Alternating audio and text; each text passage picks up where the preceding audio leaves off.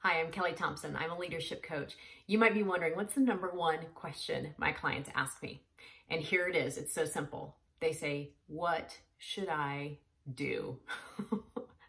Oh, I've so been there. And I ask myself this every day. And the biggest what should I do question came when I was considering leaving corporate America and launching my own business. Now, I had done every single Google search under the sun, right? Okay, give me all the books that talk about, should I leave corporate and run my own business, how to start your own business. I'd asked all my friends. Of course, I'd talked to my spouse.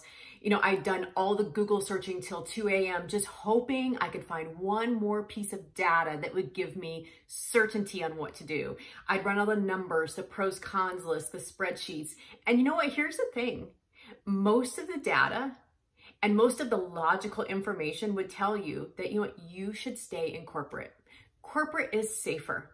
But what I can honestly tell you is when I was considering leaving a current position to reduce my amount of travel and I was going on job interviews in corporate, and then when I thought about going out on my own, even though corporate was technically safer on paper, I just couldn't get excited about it.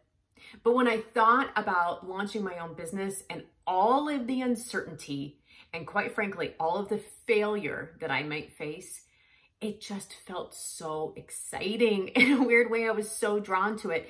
And this is what neuroscientists would also confirm. See, the research shows is that we don't just have one brain, which is what we often use to make the majority of our decisions. Neuroscientists actually say that we have three brains. We have the brain in our head and in our heart and in our gut. And it's often been said that our brain is our COO, where our gut is our CEO. And so I decided that I wanted to pay attention to my gut because one of the things that I learned in my life coach training was that our body processes information at 11 million bits per second, where our verbal brains can only process information at about 40 bits per second. And oftentimes it's our body that knows before our mind can make sense of it. And I decided to trust my intuition. And so that's what I would encourage you all to do. In fact, looking back, wouldn't you say that whenever you trust your gut, it tends to work out well?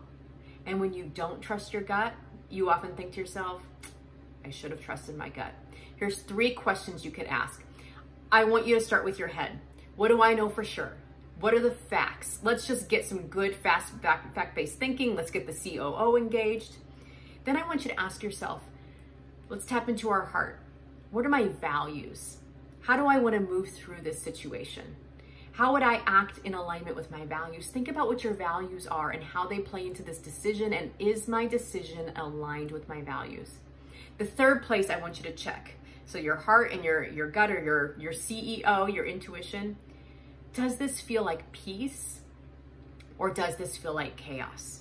So when I was interviewing in corporate, it felt restrictive and heavy, and I just kind of felt like this sense of heaviness.